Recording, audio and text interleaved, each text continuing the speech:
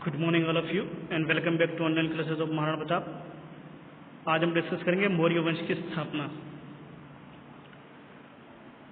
मौर्य वंश की स्थापना किसने की, कब की और कैसे की। ईसा पूर्व लगभग 326 ईस्वी के लगभग मगध के राज सिंहासन पर नंद वंश का एक विलासी राजा घनानंद सिंहासन रूढ़ था। इस समय पश्चिमोत्तर भारत सिकंदर से आक्रांत था। प्रजा अपने राजा के अत्याचारों से पीड़ित थी। असहाय कर भार के कारण राज्य के लोग उससे असंतुष्ट थे। इस परिस्थिति में मगध को एक ऐसे व्यक्ति की आवश्यकता थी जो विदेशी आक्रमण से उत्पन्न संकट को दूर करे और उसे एक सूत्र में बांधकर चक्रवर्ती सम्राट के आदर्श को चरितार्थ करे। शीघ्र ही भारत के राजनीतिक नभ मंडल पर कौटिल्य का शिष्य चंद्रगुप्त प्रकट हुआ तथा एक नवीन राजवंश मौर्य वंश की स्थापना की।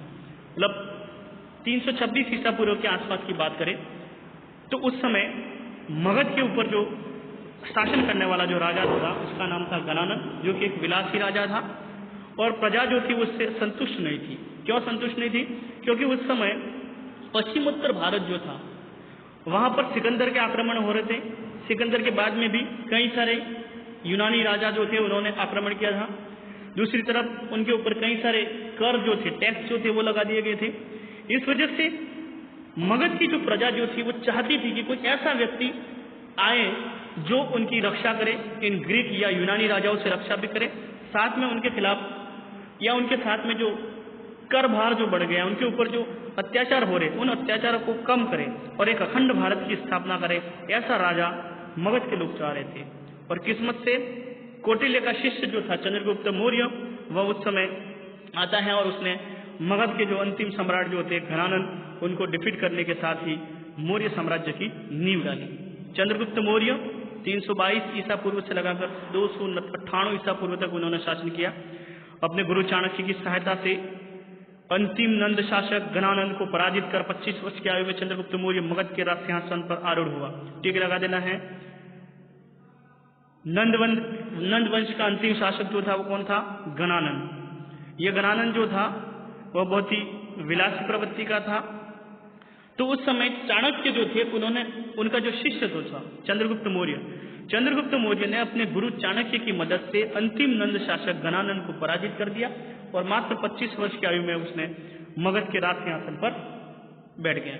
चंद्रगुप्त मौर्य ने व्यापक विजय अभियान करके प्रथम अखिल भारतीय साम्राज्य की स्थापना की। मतलब पहला ऐसा भारतीय राजा था जिसने अखंड भारत या अखिल भारतीय साम्राज्य की स्थापना की थी।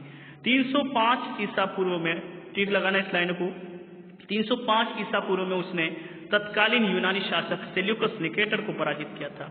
जब सिकंदर की मौत हो गई थी या उसकी मृत्यु हो गई थी, उसके बाद में उसका साम्राज्य जो था वह उसके जो सेनापति जो थे उन्होंने आपस में बांट लिया।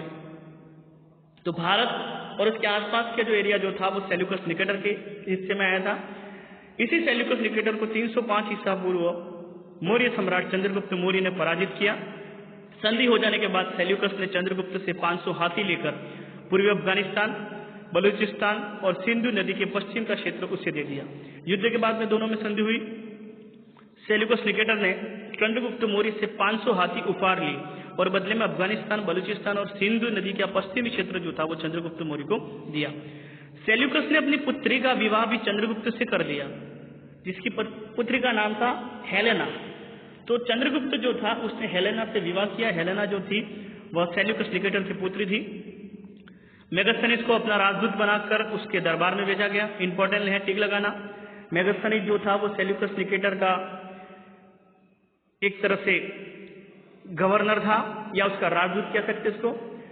तो सेल्यूकस निकेटर का जो राजदूत था, एम्बेसडर जिसको कहते हैं इंग्लिश में, तो राजदूत जो था मेगास्थनीज, उसको चंद्रगुप्त मौर्य की कोर्ट में भेजा, दरबार में भेजा। उसके चंद्रगुप्त के विशाल साम्राज्य में काबुल, हेरात, कंधार, बलूचिस्तान, पंजाब, गंगा यमुना का मैदान, बिहार, बंगाल, गुजरात, विंध्य और कश्मीर के भूभाग सम्मिलित थे। मतलब एक बहुत बड़ा एम्पायर जिसको अखंड भारत या अखिल भारतीय साम्राज्य जिसको कहा जाता है, उसकी स्थापना चंद्रगुप्त मौर्य के द्वारा की गई थी। तमिल ग्रंथ अहनानुरु और मुर्नानुरु से विदित होता है, इनको भी टिक लगा देना है। अहनानुरु और मुर्नानुरु दोनों तमिल भाषा के ग्रंथ हैं।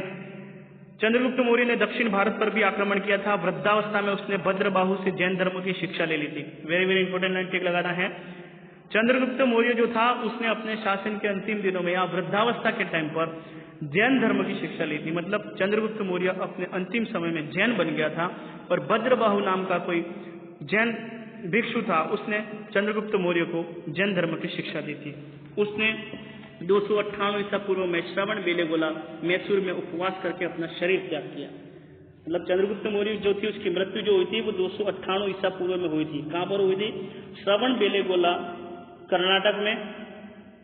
श्रवण बेलेगोला कर्नाटक में मैसूर के पास में एक जगह है, वहां पर उसका देहावसान हुआ था, उसकी मृत्यु हुई थी। कैसे मृत्यु हुई थी उसकी? उसकी मृत्यु जो हुई थी वह उपवास के द्वारा हुई थी। जैन धर्मों में एक प्रथा होती है जिसको संलेखना या संथारा कहा जाता है। ये संलेखना या संथारा में जो जैन लोग जो होते हैं, जैन भिक्षु जो होते हैं, वो अपने अंतिम दिनों में खाने पीने का त्याग कर देते हैं और उसके बाद में उनकी मृत्यु हो जाती है। तो ये चंद्रगुप्त मौर्य जो था उसने भी उपवास के द्वारा अपना शरीर जो था वो तुंगभद्रा रिवर के पास में 298 ईसा पूर्व में त्याग दिया था। इस तरह से चंद्रगुप्त मौर्य ने 322 ईसा पूर्व से लगाकर 298 ईसा पूर्व तक मगध के ऊपर राज्य किया या अखंड भारत के ऊपर शासन किया और अखंड भारत की स्थापना करने वाला वह पहला सम्राट था।